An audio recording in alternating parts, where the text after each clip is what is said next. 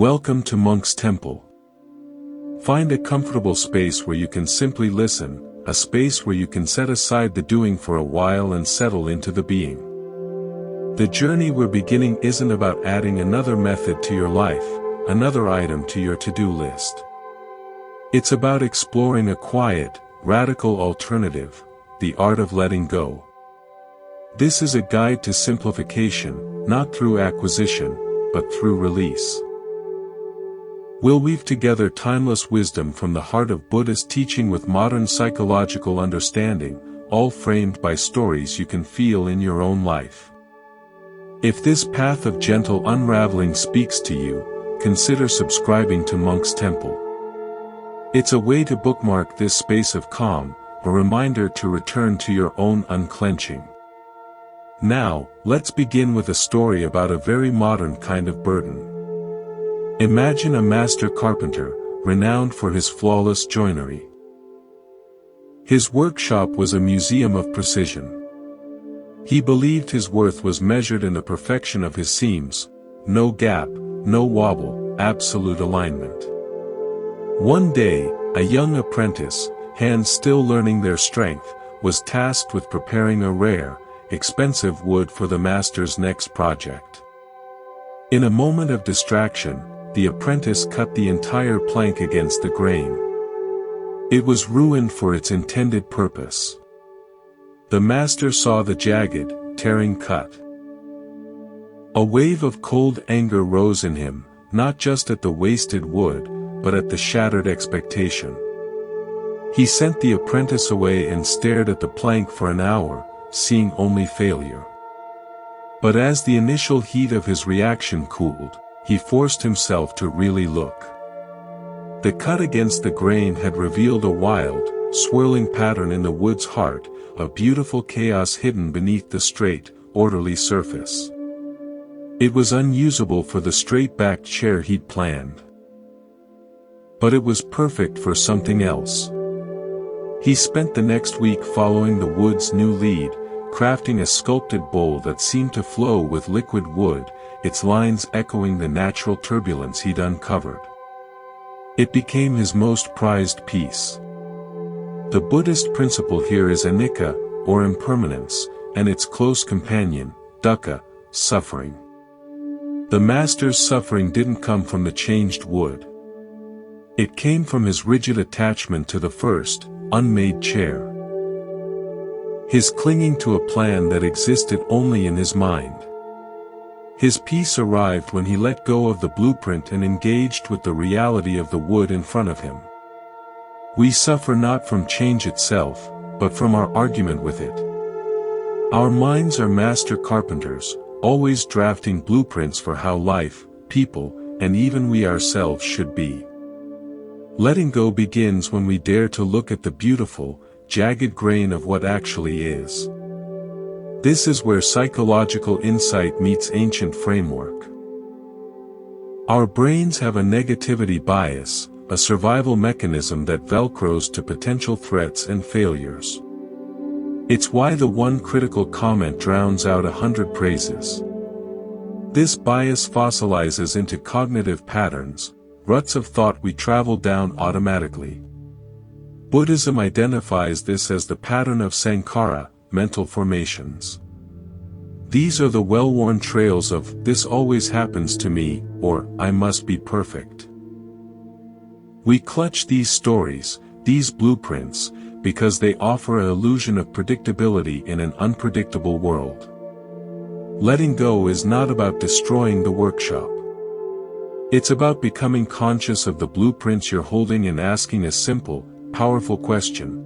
Is this plan serving the reality in front of me, or am I suffering because I'm trying to force reality to serve the plan? Let me offer you a new metaphor. Think of your mind as a vast, clear sky. That sky is your natural state, spacious, aware, peaceful. Now, thoughts, worries, attachments, and plans are not the sky. They are weather. A storm of anxiety is weather. A chilling fog of doubt is weather. A warm, Pleasant breeze of a happy memory is also weather. We make a fundamental mistake, we identify with the weather. We say, I am a stormy person, or, my life is so foggy. We forget we are the sky, capable of holding all weather patterns without being permanently altered by them. The sky does not cling to the storm, nor does it chase the breeze. It simply provides the space for phenomena to arise and pass. Your practice, your journey of letting go, is the practice of re-identifying with the sky, not the passing clouds. It is remembering your fundamental nature is vast and undisturbed, no matter how turbulent the temporary climate may be. Let's explore this idea of the sky-like mind further through a principle central to the Buddha's teaching. Anatta, often translated as non-self. This can sound abstract, but psychologically, it's the ultimate liberation from a burdensome story. We construct a self-narrative: I'm a winner, I'm a victim, I'm an anxious person, I'm the responsible one. This story becomes a character we have to play every single day, defending its history and projecting its future. It's exhausting. Anatta isn't a claim that you don't exist. It's an invitation to see that what you call myself is a fluid, changing process, not a fixed, solid thing. You are more like a river than a statue. A statue must be defended from erosion. A river is naturally changed by every rock and tributary, its strength is in its flow, not its permanence. Letting go, then, is the practice of releasing your grip on the statue carving tools and learning to trust the flow of the river you actually are. I once knew a talented musician, a cellist, whose entire identity was woven into becoming first chair in a major orchestra. For 15 years, every practice, every choice, was a stepping stone on that singular path. The audition finally came. He played flawlessly, but another candidate played with a rare, intuitive passion. She got the seat. His world didn't just crack, it vaporized. The story he had told himself for a decade and a half, I am a future first-chair cellist, had an ending he hadn't written. He fell into a deep paralysis, unable to even open his instrument case. It gathered dust for a year. One afternoon, a neighbor, unaware of his story, knocked and asked if he could play something simple for her young daughter's birthday party in the building's courtyard. Hesitant, he agreed. He played uncomplicated, joyful tunes. No judges, no dream, just the vibration of the cello in the open air and the wide-eyed wonder of a child. In that simple exchange, something in him, the tight knot of a single story, began to loosen. He started playing for community centers, for hospital wards, rediscovering the why beneath the worldly what. The music became a gift, not a trophy. He had to let go of the statue, the destined soloist, to discover the river of music that could flow through him in 100 unexpected ways. His suffering was in the clinging to a single, rigid form his life had to take. His peace was in the flowing. This relates directly to a modern psychological trap, the fixed mindset versus the growth mindset. The fixed mindset is the statue. It believes qualities like talent, intelligence, and identity are carved in stone. It must constantly defend and prove itself. Failure is a shattering of the statue. The growth mindset is the river. It sees qualities as capable of development through experience. Challenges are currents that shape the flow, not threats to a permanent form. The Buddha's teaching on anatta is the ultimate growth mindset. It says not just your skills, but the very sense of you is capable of graceful, compassionate adaptation. You are not a noun, you are a verb. You are not a failure, you are experiencing a result that informs what happens next. This subtle shift in language is a seismic shift in experience. It turns a dead end into a tributary. Consider the metaphor of the mental filing cabinet. We all have one. Over years, we file away experiences under labels: my failures, times I was wronged, my great achievements, what I'm scared of. We believe these files are an accurate, permanent record. But what if you are not the cabinet, nor the files? What if you are the quiet space of the room in which the cabinet sits? The files are data, but they are not destiny. Letting go is not about setting the cabinet on fire. It's the conscious act of walking into the room, seeing the cabinet, and realizing you don't have to open every drawer every day. You can acknowledge a file exists without allowing its contents to dictate your present moment. You can even, with time and compassion, take out an old, painful file and gently reread it with new eyes, seeing not an eternal truth, but a report on a moment in the weather of your life. The sky is not the report. The sky holds the space for the report to be reviewed, and then set aside. This leads us to a powerful tool from the Buddhist framework, mindfulness, or sati. In the context of letting go, mindfulness is not about achieving a blank mind. It is the practice of becoming the sky-like observer of your own weather patterns. It's noticing, the "I'm not enough" storm is moving in, or there's a warm front of nostalgia. This noticing creates a critical pause, a sliver of space between the weather and the sky. In that space, choice is born. Without it, we are the storm, raging uncontrollably. With it, we can say, this is a storm. Storms pass. I am the space in which this is happening. This is actionable self-help. The next time a wave of worry grips you, don't try to stop it. Just name it to yourself, worry. That simple act is you remembering you are the sky, not the cloud. You are placing a gentle, firm hand on the filing cabinet drawer and choosing not to pull it open. We are moving from understanding the theory to feeling the practice. The process of letting go is an unfolding, a gentle unfurling of a clenched fist, finger by finger. It happens in the quiet moments of noticing what you're holding, and why. Let's turn our attention to a specific, heavy kind of weather that can dominate our inner sky, the burden of the past. Not just memories, but the unresolved emotions, the old grievances, the persistent what-ifs that we carry like stones in a sack. Psychologically, this is often the work of rumination, a repetitive loop of thought that feels like problem-solving but is actually a form of self-inflicted captivity. In the Buddhist framework, this is a powerful manifestation of tanha, or craving, specifically, the craving for the past to have been different. We cling to a corrected version of events that can never exist, and in that clutching, we mortgage our present peace to a ghost. I want to share a story about a woman named Ilara. Ilara was a brilliant urban planner, but her true, untold talent was for holding on to hurts.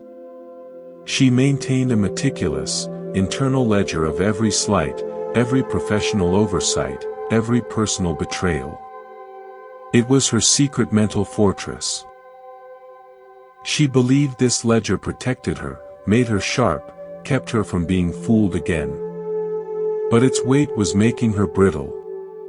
Her shoulders were perpetually tense, her smiles quick and strategic. On a trip to a coastal town, she watched an old fisherman repairing his nets. He worked with a serene focus, nodding and weaving. She remarked on the patience of the work. The fisherman nodded, saying, "A net is a useful thing. It catches what you need. But if you don't mend it, two things happen. The holes you had get bigger, and the old, broken catches you never removed start to rot and tear the new threads. He pointed to a pile of tangled, old netting on the dock, foul with decaying seaweed and debris. That's a net that forgot its purpose. It's now just a prison for dead things. Ilara felt his words pierce her with a strange clarity. Her mental ledger was not a protective net, it was that rotten, tangled heap. It was no longer catching anything nourishing. It was simply a prison holding the decaying matter of past pains, and it was tearing her present apart. The act of letting go, for her, wasn't about forgiveness as a virtue imposed from outside. It was the practical, necessary act of mending her own net. It meant carefully picking out the rotting debris, the old slights, the dead arguments, and dropping them over the side, so her mind could once again be a tool for navigating the present sea, not a museum for its wreckage. The Buddha taught that holding on to anger is like grasping a hot coal to throw at someone else. You are the one who gets burned first.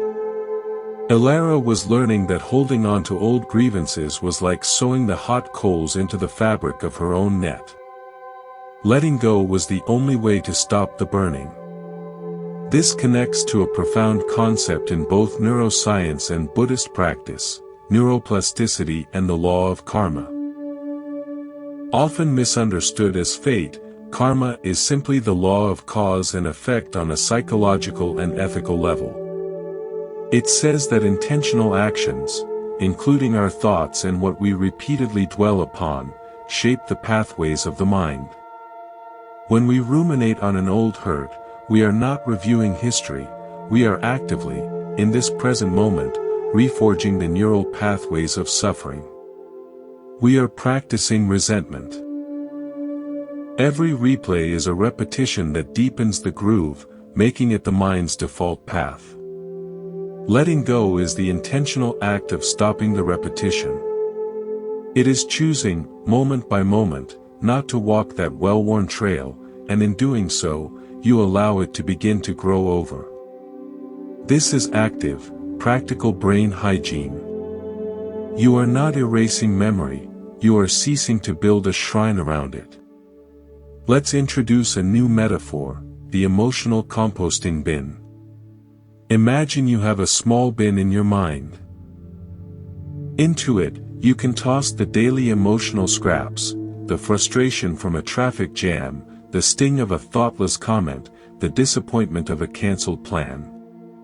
If you simply leave these scraps piled up, tightly packed, they will fester and smell. They will attract the pests of bitterness and cynicism. This is what unchecked rumination does. But if you apply the principles of mindfulness, acknowledging the scrap, placing it in the bin, and then gently turning it over with the oxygen of compassionate perspective, a transformation begins. The painful event, through the alchemy of non-resistant awareness, breaks down. It decomposes from a raw, stinging thing into rich, fertile soil. That soil can then nurture new growth, patience, understanding, resilience, even wisdom. The cancelled plan becomes the soil for a spontaneous, beautiful evening.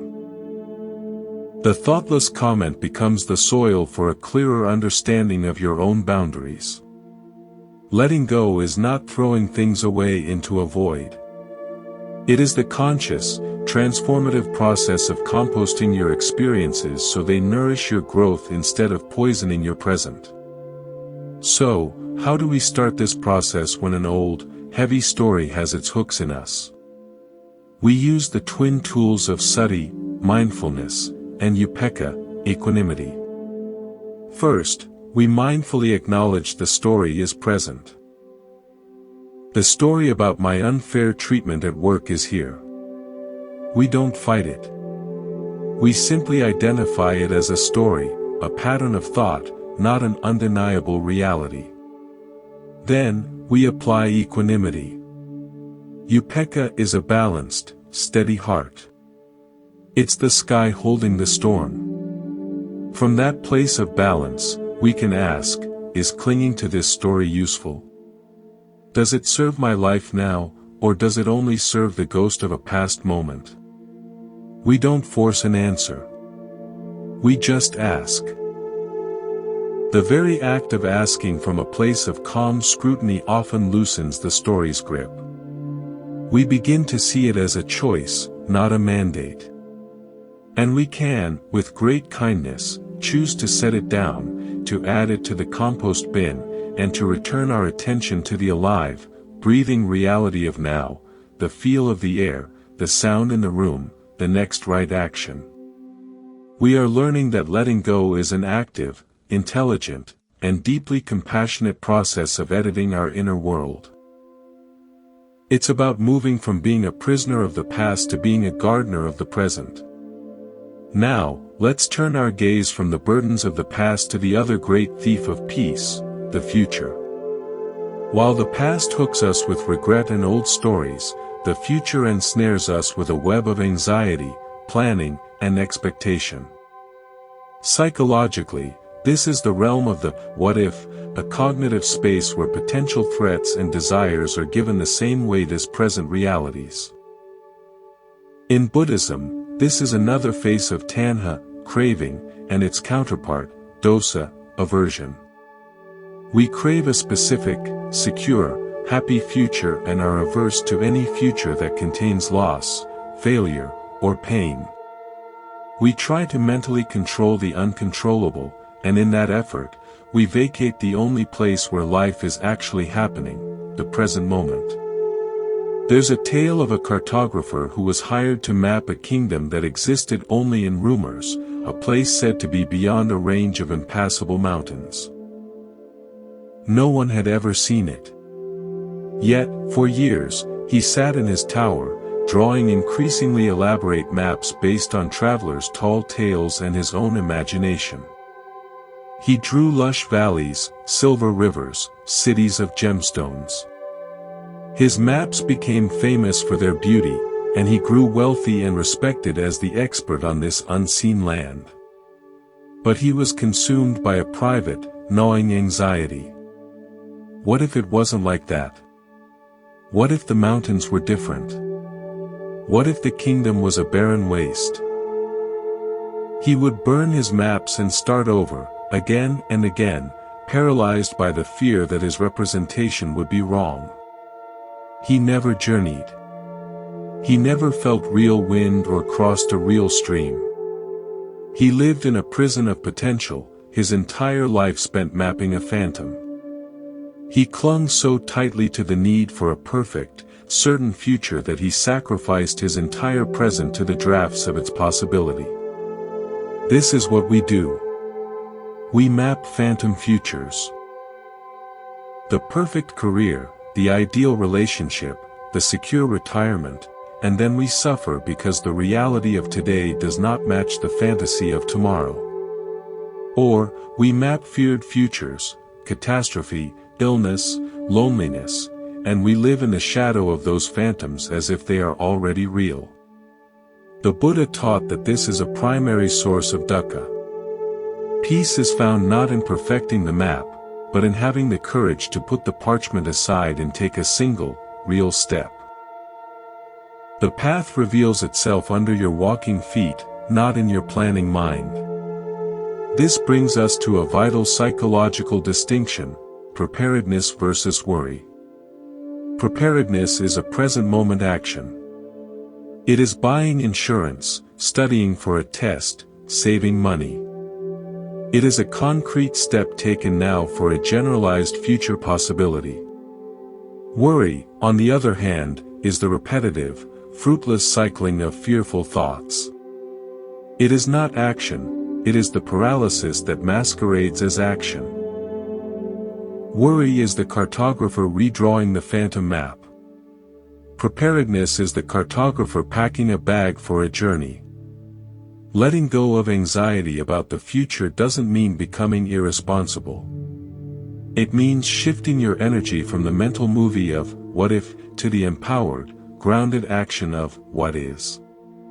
You exchange the role of frantic fortune teller for the role of capable, present moment responder.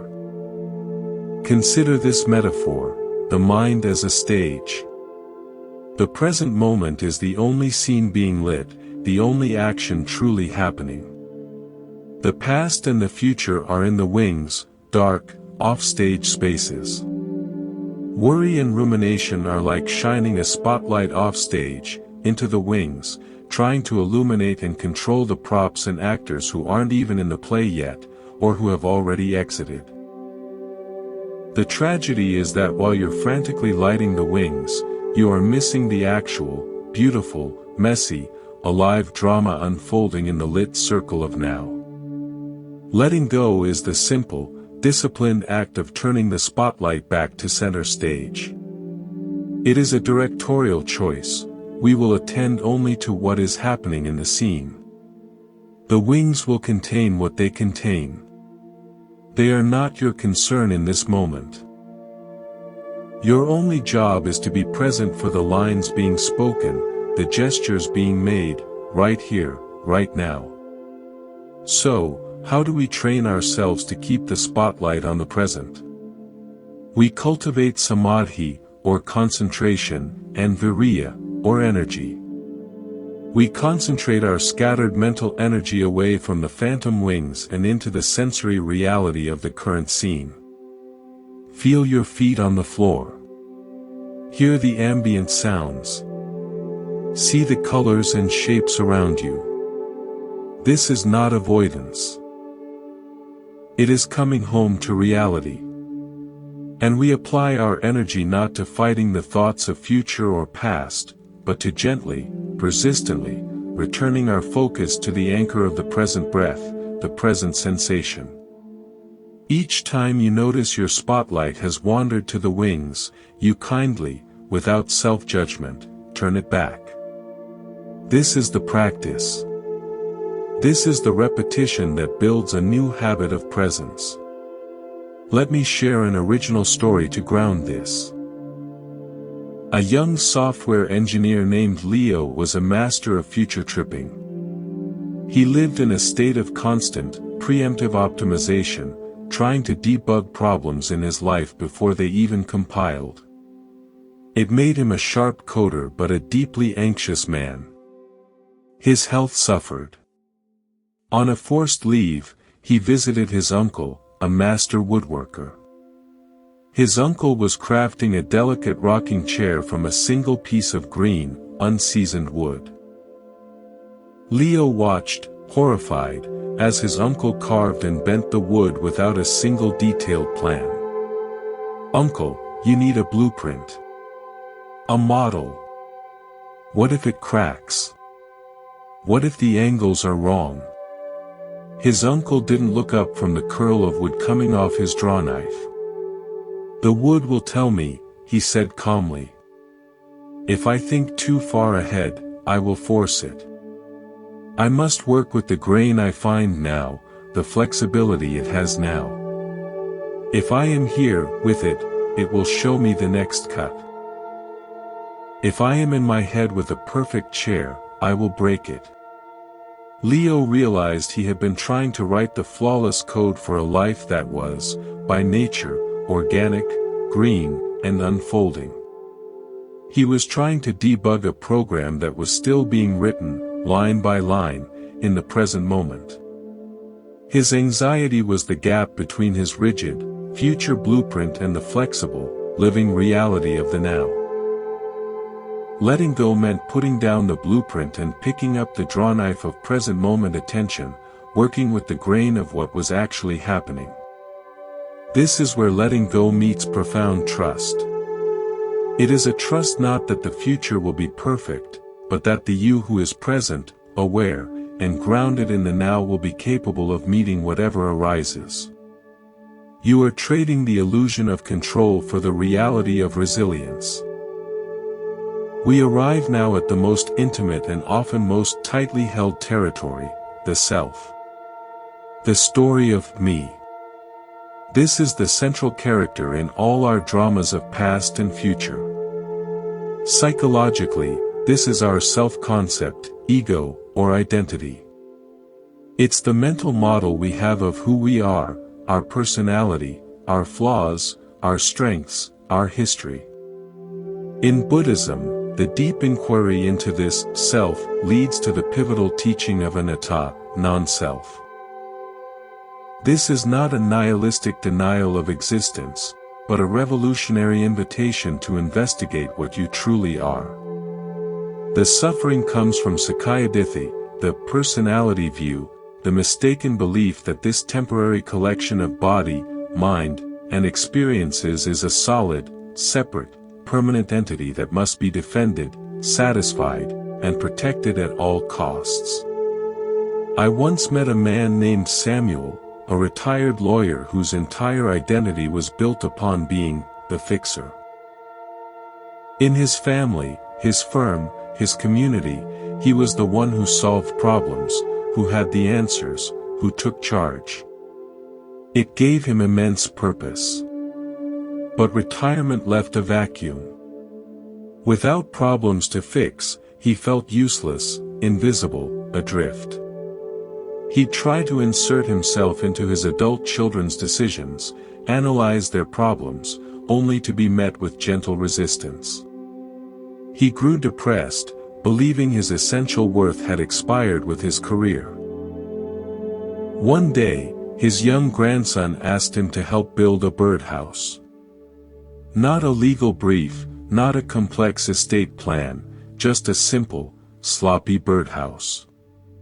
As they worked, the boy chattered endlessly, not about problems, but about the types of birds they might see, the color of the sky, the smell of the sawdust.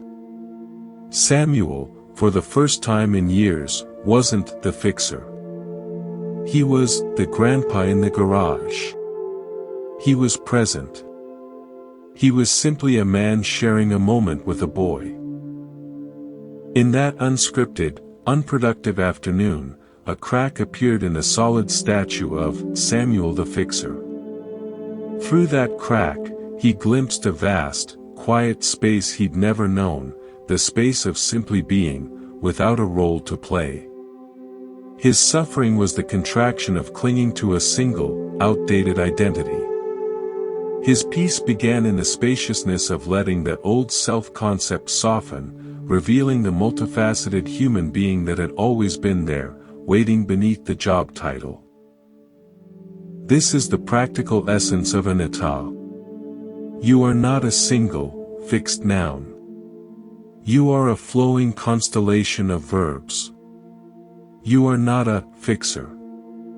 You are a person who sometimes fixes, sometimes listens, sometimes builds birdhouses, sometimes feels lost. When you attach your core identity to one of these verbs, you imprison yourself in a single room of a vast mansion. Letting go of a rigid self-story is not losing yourself, it's coming home to your whole, fluid, and wonderfully complex existence. It's stepping out of the small, stuffy room of who I should be and wandering the open halls of how I am in this moment. Modern psychology speaks of self-complexity. People with higher self-complexity, who see themselves through many different roles and attributes, are more resilient to stress. If one role fails, like lawyer, the entire self-concept doesn't collapse because it is also supported by gardener, friend, learner, storyteller. Buddhist wisdom takes this further. It suggests that even this collection of roles is not a solid self. They are still temporary costumes. The true you is the aware space in which all these costumes are tried on, experienced, and put away.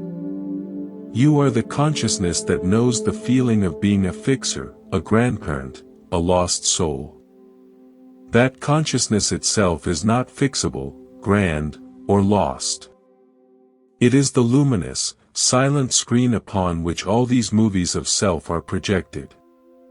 Let's use a new metaphor, the orchestra of being.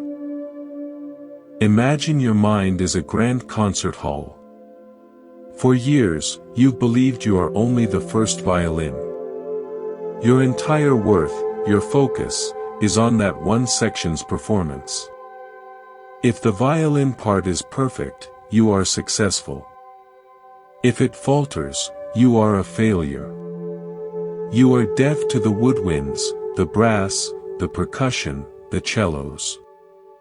You live in a state of constant anxiety about your one section. Letting go is the moment you realize you are not the first violin. You are not any single instrument. You are the entire orchestra. You are also the space of the hall that holds the sound. You are even the silent awareness that listens to the symphony.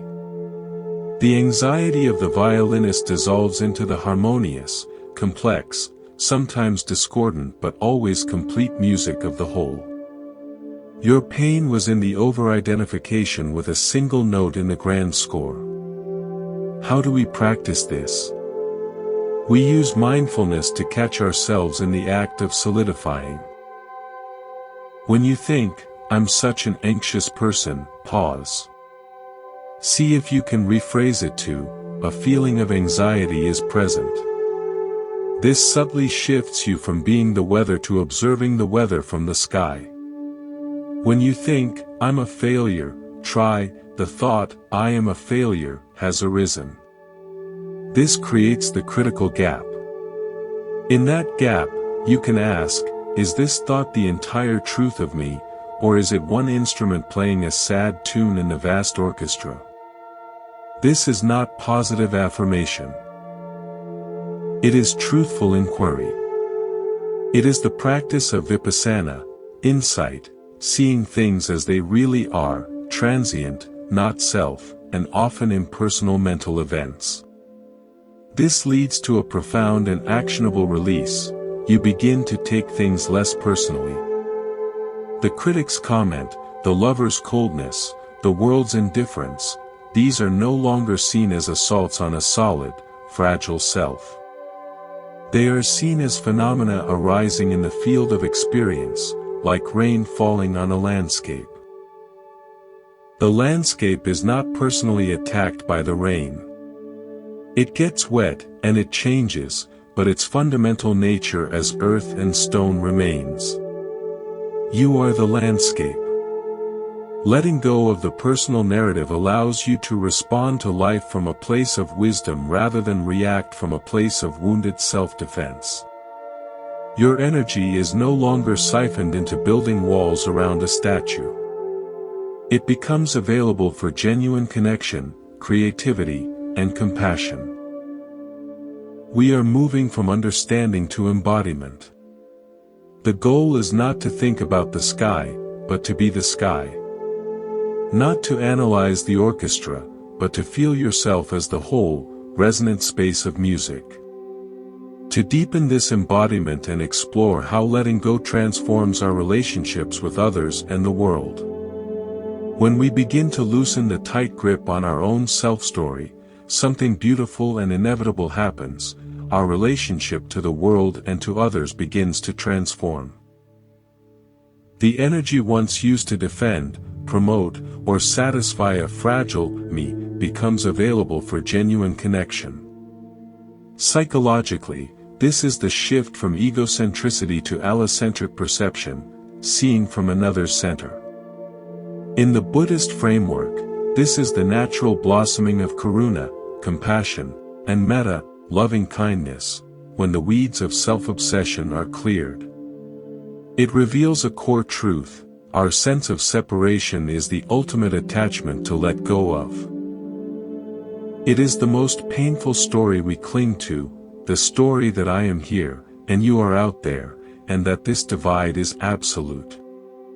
I recall a woman named Anya, a fiercely independent artist who prided herself on being an island.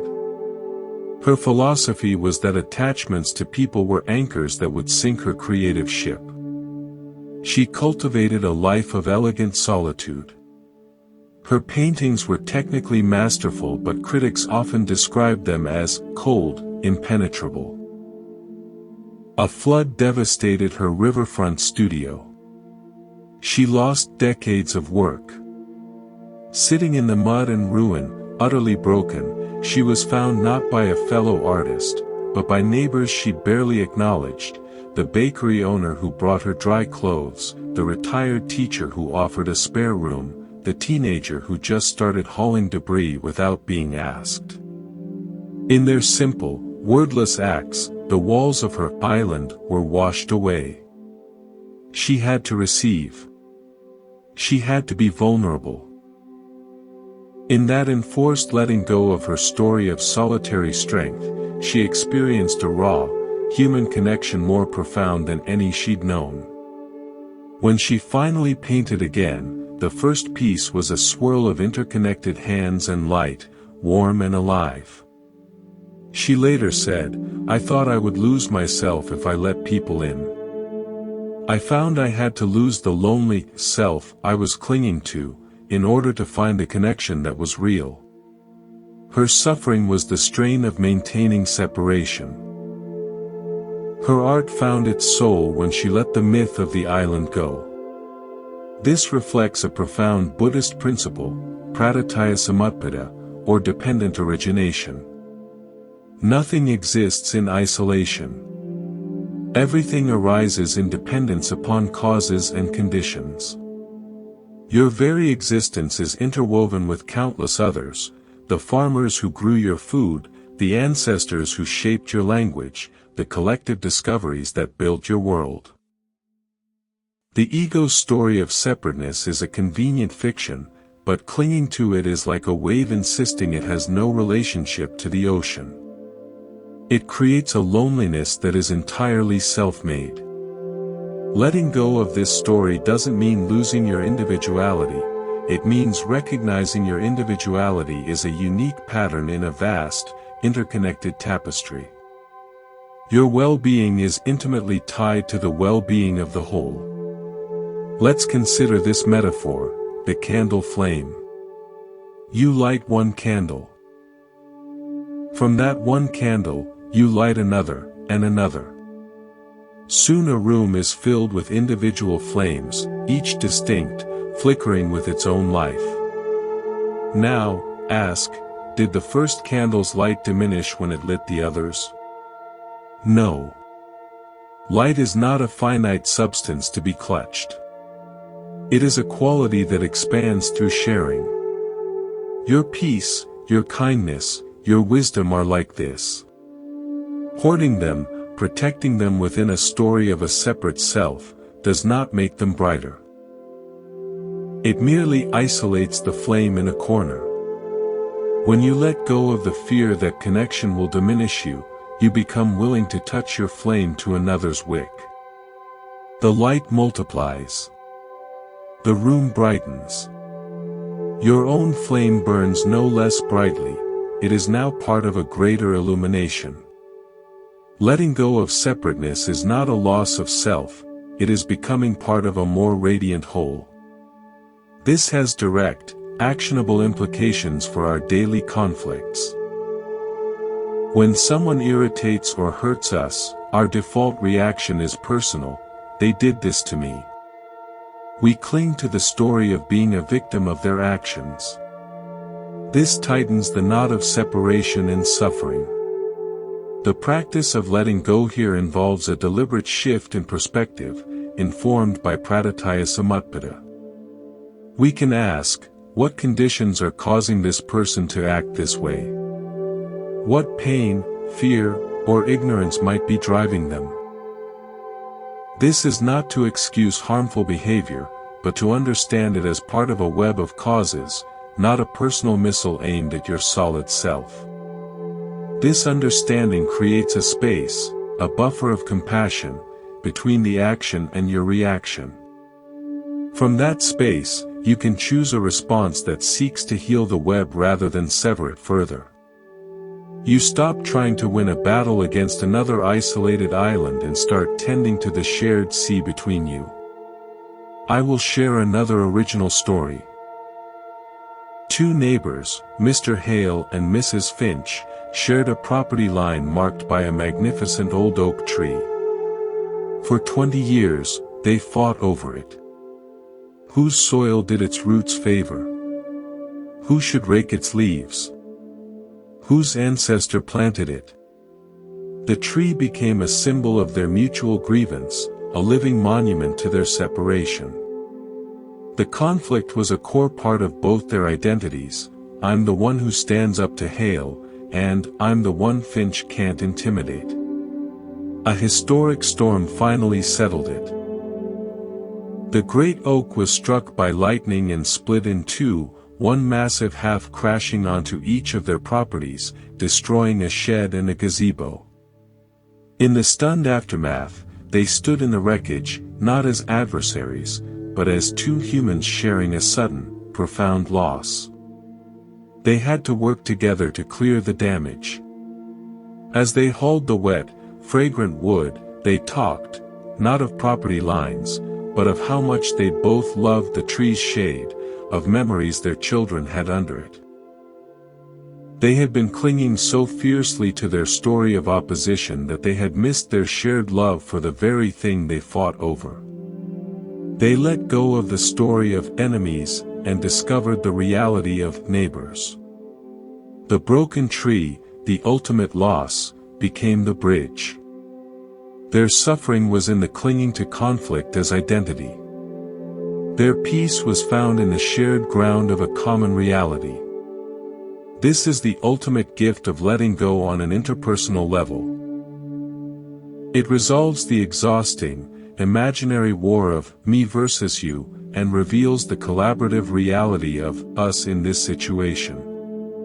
It moves you from a stance of resistance to a stance of responsibility, the ability to respond with wisdom to what is, rather than reacting to a story of what should be. We are seeing that letting go is not a retreat from the world, but a deeper, more authentic engagement with it. It strips away the noisy narrative so we can meet life, and each other, directly. As we move closer to the heart of this practice, we come to a subtle but powerful form of clinging, our attachment to the practice itself. We can subtly turn letting go into a new thing to achieve, a new identity to hold, the one who is spiritual, who is detached, who is above it all. This is a clever trap. Psychologically, it's called spiritual bypassing, using spiritual ideas to avoid facing unresolved emotional or psychological issues. In Buddhism, this is a subtle form of upadana, clinging, masquerading as its opposite. The Buddha warned against clinging even to the raft of the teachings once you have crossed the river.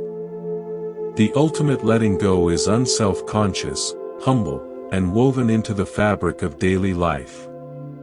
There is a story of a meditation teacher who was revered for her profound stillness. Students traveled far to sit in her pristine, silent hall. She taught the importance of non-attachment to worldly things. One day, a clumsy novice, while cleaning, knocked over and shattered her beloved, ancient teacup, a simple, weathered piece she used every day for 40 years. The students gasped, awaiting a lesson in equanimity. The teacher looked at the fragments, and a clear, unguarded wave of grief passed over her face. A single tear fell. She knelt and began to pick up the pieces, not with robotic detachment, but with a tangible, tender care. A student, confused, whispered, "But teacher, you teach non-attachment." It was just a cup. She held a fragment, her voice soft. Non-attachment is not the absence of love. It is the depth of love that does not turn away from the reality of change. I loved this cup. Now it is broken. My heart acknowledges both truths. To pretend otherwise would be to cling to an idea of how a detached person should feel. That would be the true attachment. In that moment, she wasn't a teacher of non-attachment. She was a human being, fully present to a small, real loss. Her authenticity was the final, deepest layer of her teaching. She let go of the image to be fully in the experience. This points to a crucial nuance: letting go is not emotional numbness. It is emotional intelligence of the highest order. It is the capacity to feel joy without the desperate clutch to make it last forever. It is the capacity to feel grief without the story that it will never end. It is to let the weather of emotion move through the sky of your awareness without building a permanent residence for any of it. The goal is not to be undisturbed, but to be undrowned by the waves, knowing you are the ocean. Let's envision a new metaphor: the clear lake. Your mind is a lake. Attachments are like mud at the bottom. When you clutch and churn the water with worry, regret, or craving, you stir up the mud. The water becomes cloudy, and you can't see the depth or the true reflection of the sky. The traditional approach might be to try and remove all the mud, to purge yourself of desire, of memory, of preference. This is impossible and creates more turbulence. The practice of letting go is different. It is the practice of becoming still. You stop churning. You allow the mud of your attachments to simply settle, on its own time, through the gentle gravity of non-resistance. As it settles, the water naturally clears. You don't have no mud. You have a relationship with the mud where it rests peacefully at the bottom, leaving the water above clear, calm, and reflective. You can see all the way to the depths, and you can see the sky perfectly mirrored on the surface. The mud is still part of the lake, but it no longer clouds your vision. This is integrated peace. So, how do we become still in the chaos of daily life? We return again and again to the anchor of the body and breath, the ultimate reality of the present. This is the practice of Kayanupassana and Vedananupassana, mindfulness of the body and feelings. When you are caught in a storm of wanting or fearing, drop the story and feel the physical sensation. Where is it in the body? A tight chest? A knotted stomach? A heated face? Place your full, gentle attention on that raw sensation, as if you were studying a fascinating geological formation. Breathe into it and around it. Without you having to do anything to it, the intensity of the story that was wrapped around it often dissipates. The mental clutch relaxes because you have stopped feeding it with narrative. You have shifted from being the dramatist writing the script of your suffering to being the compassionate scientist observing the phenomenon of sensation. This is actionable, immediate, and always available. I want to share a final, original story that brings this home. A man named Ben was a master of self-improvement. He had let go of clutter, of toxic relationships, of grudges. He meditated daily. Yet, a low-grade anxiety hummed in him like a faulty appliance. He felt he should be done, at peace, and the fact that he wasn't meant he was failing at letting go. On a hike, he became obsessed with reaching a specific summit by noon. He pushed himself, his breath ragged, his enjoyment gone, eyes only on the trail. He twisted his ankle and fell hard. Sitting there in pain, his plan in ruins, he finally looked around. He was in a small clearing filled with wild blueberries. The sun dappled through the pines. A curious jay watched him. In his failure to reach the goal, he was forced to stop. And in stopping, he was finally present. He ate a handful of berries, their sweetness profound. He laughed at the jay. His failure to achieve the summit was the very condition that allowed him to experience the peace he'd been striving for. He realized his attachment had simply shifted from worldly things to a spiritual achievement, the summit of perfect peace. He was clutching the map of the journey so tightly he was missing the landscape. True letting go meant releasing even the attachment to being a person who has let go. Peace wasn't a summit to reach, it was the quality of attention he could bring to the blueberries, the twisted ankle, the J, right now. This is the great relaxation. It is the unclenching of the mental fist around life itself, allowing it to be simply what it is, sometimes sweet, sometimes painful, always changing. Your job is not to curate a perfect experience. Your job is to show up for the one you're having, without the additional layer of commentary about whether it meets the standard of your spiritual resume. We are approaching the end of our formal journey, but the beginning of your own. We have traveled through the landscape of letting go. From the dusty archives of the past and the phantom maps of the future, through the tight rooms of our self-stories and the illusory walls of separation, to the final, gentle release of even the spiritual achievement itself. Now, we arrive at integration. This is not a new concept to grasp, but a state of being to rest into. It is the embodiment of simplicity. In Buddhist terms, this is vimutti, release, or liberation.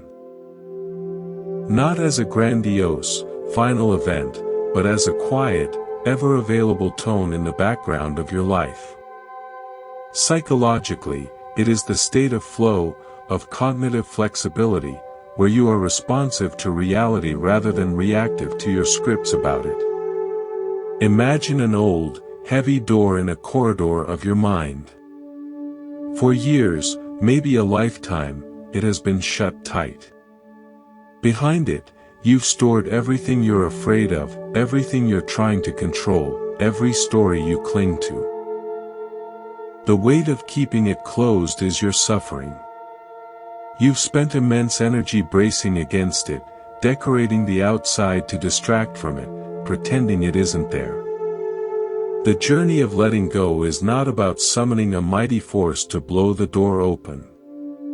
It is the patient, courageous act of simply removing the brace. You stop pushing. You step back. And then, you wait. There is no forcing. In its own time, perhaps with a sigh you feel in your soul, the door swings open on its own. And you see, the room is empty. It was only ever filled with the shadows you gave substance to through your fear of opening it. The liberation was not in conquering the contents, but in ceasing the exhausting labor of keeping it all contained. The empty room is your simplicity. It is space. It is peace. This is the gift. Letting go does not create a vacuum. It creates a sanctuary. When you stop filling your inner world with the clutter of unnecessary holding, what remains is not nothingness, but presence. You become present to your life. A cup of tea is just a cup of tea, and therefore it is everything: the warmth, the steam, the flavor, the moment of pause. A conversation is just a conversation, and therefore it is a profound exchange of energy and meaning. This is the essence of Zazen, just sitting. It is the practice of being with what is, intimately and directly, without the filter of what you wish it to be, fear it is, or think it should mean. So, let us integrate. How does this lived simplicity look in the mundane reality of a Tuesday? It looks like feeling anger rise and, instead of immediately launching the rocket of blame, you feel the heat in your body and say, "This is anger." You give it the space of 3 breaths. In that space, it often loses its urgent, compelling story and becomes just a passing energy. You have let go of the identification with the anger. It looks like making a mistake at work and, instead of spiraling into the story of, "I'm incompetent," you simply note, "An error occurred." You correct it if you can, make amends if needed, and then you return your attention to the next task. You have let go of the fusion of event and identity. It looks like seeing a possession you once cherished break, and feeling a pang of loss, and then looking at the fragments with a gentle acknowledgement of its impermanence and your care for it, before sweeping it up and moving on with your day. You have let go of the demand for permanence. It looks like hearing a loved one's problem and, instead of leaping to fix it to relieve your own anxiety, you simply listen, fully.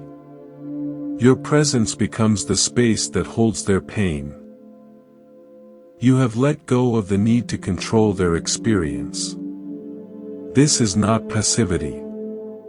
It is profound, empowered presence. It is responding from choice, not reacting from compulsion. The energy you once spent on clenching is now free fuel for creativity, for love, for play, for rest. I will leave you with one last, original story, a parable for this entire journey. There was a traveler who came to the edge of a great, wide river. On this side was familiar ground, but it was barren and rocky. The land on the far side was lush and green, and he felt a deep calling to reach it. But he had no boat. He was a resourceful man, so he set to work.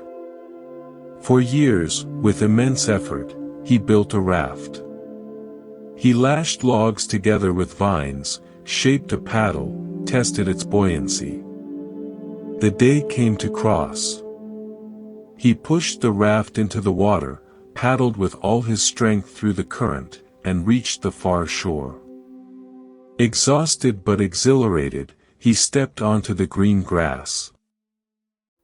He turned and looked at the raft, the work of his own hands, the vessel that had saved him. A deep attachment welled up in him. It was his achievement, his security. What if he needed to cross back? What if he needed it later?